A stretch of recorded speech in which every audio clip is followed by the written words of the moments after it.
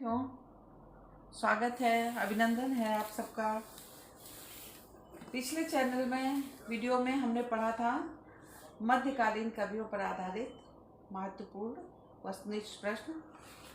आशा है कि आप लोगों ने सब तैयार कर लिए होंगे, परीक्षाएं पास आ गई हैं।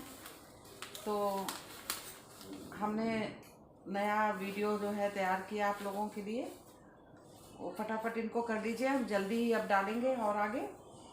तो चलिए आरंभ करते हैं।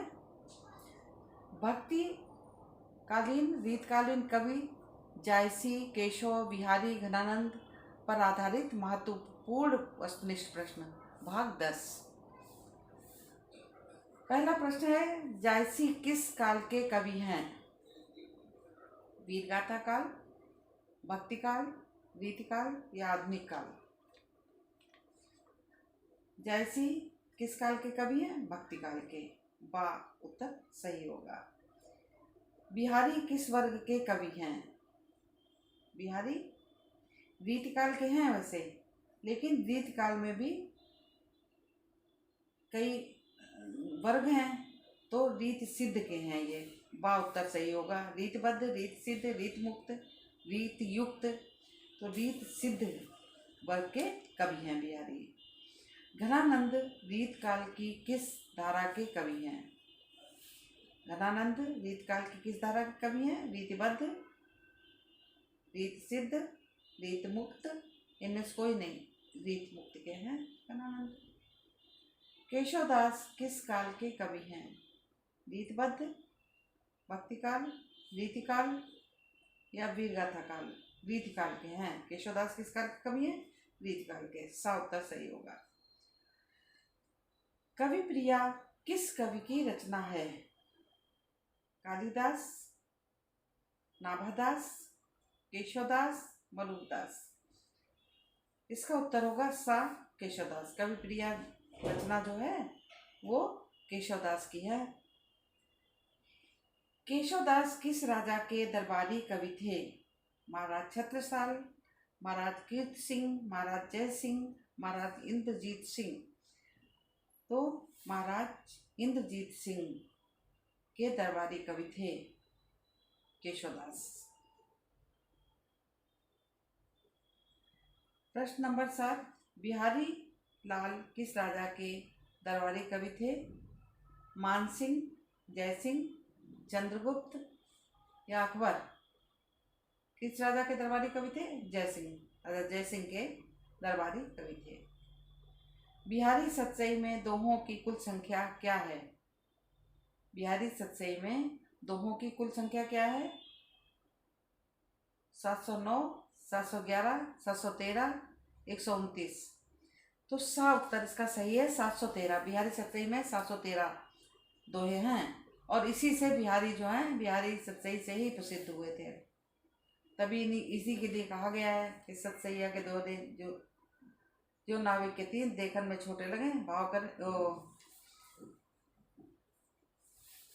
घाव करें गंभीर, इन्हीं के लिए कहा गया है। प्रश्न 9, रामचंद्रिका के रचयिता कौन हैं? बिहारी, केशवदास, घनानंद, जायसी? रामचंद्रिका के रचयिता केशवदास हैं। अगला प्रश्न है, रामचंद्रिका की रचना कब हुई? 1601 ईस्वी में, 1626 ईस्वी में, 1617 ईस्वी में, 1627 ईस्वी में? तो 1601 ईस्वी में रामचंद्रिका की रचना हुई थी। आ उत्तर सही है। केशव द्वारा विरचित रामचंद्रिका की भाषा है? अवधी, ब्रजभाषा, खड़ी बोली, सतुकड़ी? केशव द्वारा विरचित रामचंद्रिका की भाषा है ब्रजभाषा। केशवदास ने ब्रजभाषा में रामचंद्रिका लिखी है। जायसी किस परंपरा के कवि थे? कृष्ण काव्य, राम काव्य, संत काव्य या सूफी काव्य? सूफी काव्य के थे। माने निर्गुण काव्य धारा की 2 धाराएं बताई थी हमने, तो ये सूफी काव्य प्रेम काव्य भी कहते हैं इसको, इस धारा के ये कवि थे। अति सूधो स्नेह कुमारक, अति सूधो स्नेह कुमारक, ये किस कवि ने कहा? घनानंद ने कहा है। घनानंद बिहारी लाल सूरदास जायसी, तो घनानंद जो है इसका उत्तर सही हुआ आ। जायसी के महाकाव्य का नाम लिखिए। जायसी ने जो रचना की है महाकाव्य वो है पद्मावत। पद्मावत जो है जायसी के द्वारा लिखी गया है महाकाव्य है ये। पद्मावत में कुल कितने खंड हैं? 56, 57, 60 या 65? 57 खंड है। पद्मावत में कुल कितने खंड है? 57। जायसी कृत पद्मावत की भाषा है, कौन सी भाषा है? भोजपुरी, खड़ी बोली, अवधी, ब्रजभाषा। जायसी की अवधी भाषा है पद्मावत में, जो लिखा उन्होंने अवधी भाषा में लिखा है पद्मावत। पद्मावत के नायक कौन हैं? चित्रसेन, रत्नसेन, अलाउद्दीन, देवपाल। रत्नसेन। रत्नसेन जो हैं इसके नायक थे और पद्मावती जो है वो नायिका थी।